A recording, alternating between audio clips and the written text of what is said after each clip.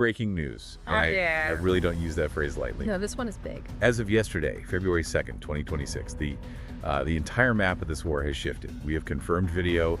Ukraine has destroyed a TOS-1A Solntsepyok, Russia's most terrifying heavy flamethrower inside Russia. And we have to be really clear here, this isn't occupied territory. Not at all. Not Crimea, not the Donbass. We're talking about the Belgorod region, sovereign Russian soil. The footage, well, it's undeniable, and the so-called sanctuary for Russian forces is just gone. Officially gone. Before we really break down how this happened, I just want to make a quick appeal. If you support Ukraine and you want the real story, subscribe to Defense Reports. It's your go-to source for timely, in-depth military and defense reports. I'm Alex. And I'm Aria. Join us in the latest deep dive by Defense Report for a sharp, no-nonsense look at the latest in global defense.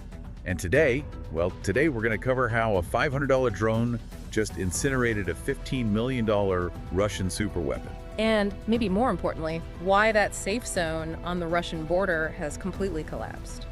This is a fascinating and really pivotal moment. It feels like it. Yeah. What we're seeing is not just a tactical win, it's a huge strategic signal. We're going to dig into the sheer asymmetry of it all. The Bulava drone battalion versus a weapon that can, literally vaporize city blocks. And we're also going to look at Russia's, desperate response.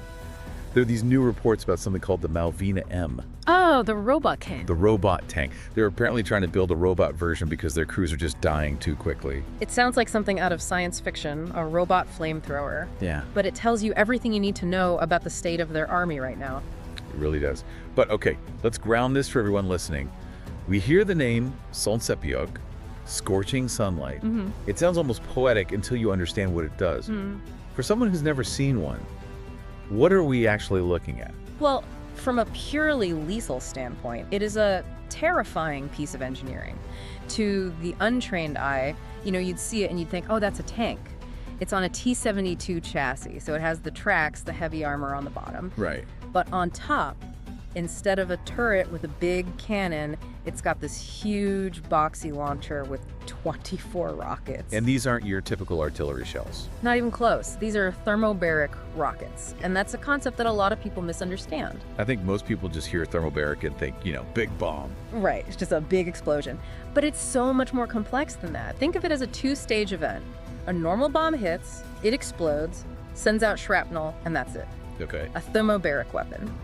When the rocket hits, the first charge doesn't really explode. It disperses a chemical cloud. It sprays a fuel, an aerosol, into the air. So it creates this cloud of explosive gas. Exactly. And because it's a gas, it seeps into everything. It flows into trenches, into bunkers, through windows. It just fills the space. Then, a split second later, a second charge ignites that entire cloud.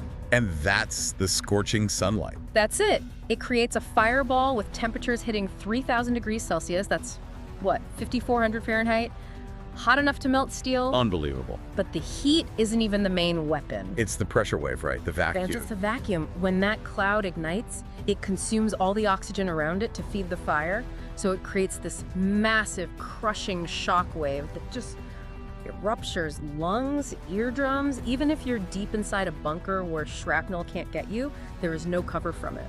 That's just horrific. Yeah. I remember the older version was called Buratino, like the Russian Pinocchio, because of its big nose. But scorching sunlight feels so much more accurate. It's a weapon designed for total suppression. But, and this is the key to today's story, for all that power, it has this one massive flaw. It's a glass cannon, isn't it? That is the perfect way to put it, yes.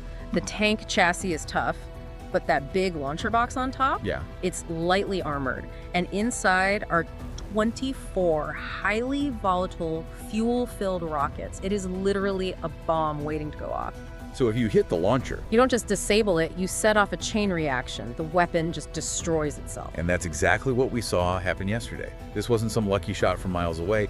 This was a hunt. A very calculated, precise operation.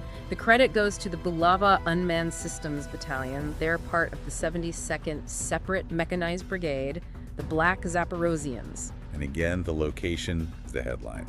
Belgorod, Russia. Yep. They caught this thing on the move. The assessment is that it was moving to a firing position, probably getting ready to shell Ukrainian lines right across the border. It was hunting. It was hunting, and the Ukrainians were hunting the hunter. And how did they do it? It wasn't just one drone, was it? No, Yeah. and this is what shows how far these tactics have come.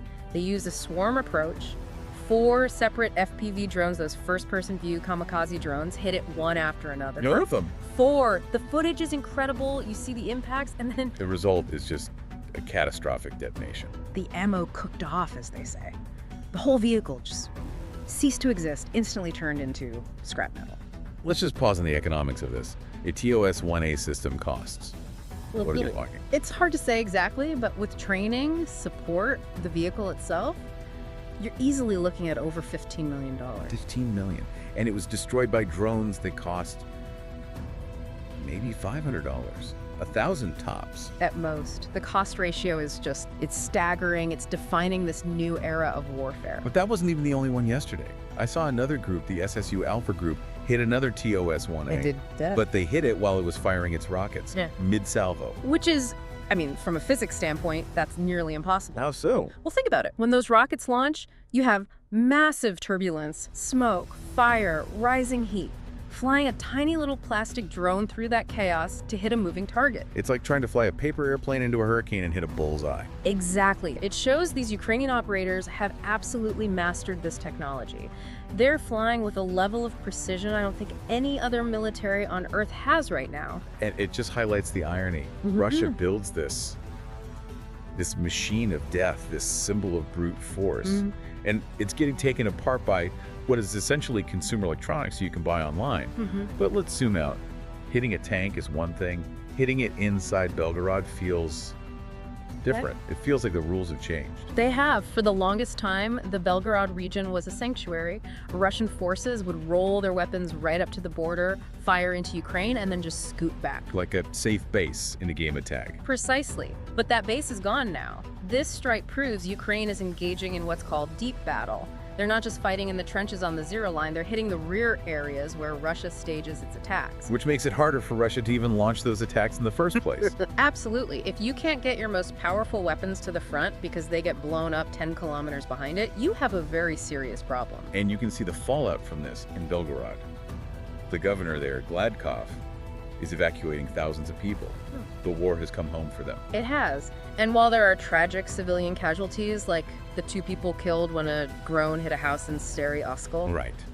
the primary focus of this Ukrainian campaign is clearly military. They are systematically dismantling the infrastructure Russia uses to wage this war. It just neutralizes their advantage. If you can't protect your $15 million weapon in your own backyard, how can you project power? You can't. And that leads directly to the desperation we talked about earlier. Russia knows these things are death traps. The 3-man crew sits right under that box of explosives. When it goes, they go. They don't stand a chance. So enter the robots. The Malvina M. What even is that? A remote-controlled tank? Essentially, yes. It's a T-72 chassis, the TOS launcher on top that operated remotely. An unmanned ground vehicle, a UGV. Because they're running out of crews willing to drive them. That's the most logical reason. Operating a TOS-1A puts a giant target on your back. The open source intelligence from Oryx confirms at least 34 of these systems have been destroyed. And what is that as a percentage of their total force? That's over 60% of their estimated pre-war inventory. 60%. They are an endangered species. So putting a crew in one is basically a suicide mission. So they're trying to take the human out of the loop. They are, but it's not easy. Controlling a 45-ton vehicle in an environment saturated with electronic jamming, if that signal drops, you've just got a massive bomb sitting in a field. Right. And they're also trying to develop a TOS-3, a longer range version, Yes, because the current TOS-1A has a range of only about 6 kilometers. which puts it right in the FPV drone kill zone. Exactly. They need to stand off further, but developing a new system while your current ones are burning in your own territory, it's a tall order. It paints a picture of a military that is just constantly reacting, not dictating the fight. And this isn't happening in a vacuum. This is all part of what we call the winter energy war. Let's talk about that, because there's this whole other layer to the conflict right now. Yeah. The air war. Correct. While this is happening on the ground, Ukraine has been running this very sophisticated campaign against Russia's economic engine. We're seeing drone strikes on oil refineries in Saratov, even a Lukoil facility 2,000 kilometers away in the Komi Republic. They're going after the money and the fuel. Exactly, the logistics. And what is Russia hitting in response? Civilians. Civilians. Just recently, a D-Tech bus carrying coal miners home from their shift was hit in Dnipropetrovsk. I saw that. 12 people killed. Miners. Just miners. And a maternity hospital in Zaporizhia was also struck. The contrast in targeting is just, it's so stark. Ukraine takes out a multi-million-dollar flamethrower. Russia strikes a bus of workers. One side is fighting a military, the other is fighting a population. It seems that way.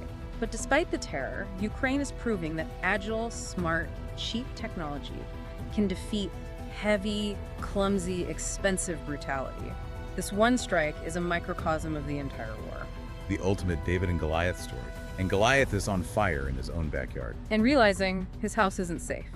So let's wrap this up. What's the single biggest takeaway from what happened in Belgorod?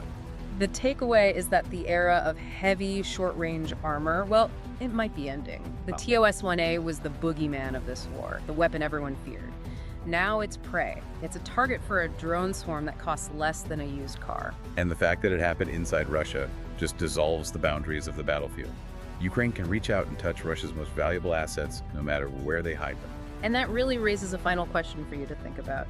If Russia cannot protect its most fearsome, high-value assets just a few kilometers inside its own border, what does that say about the safety of the rest of their military?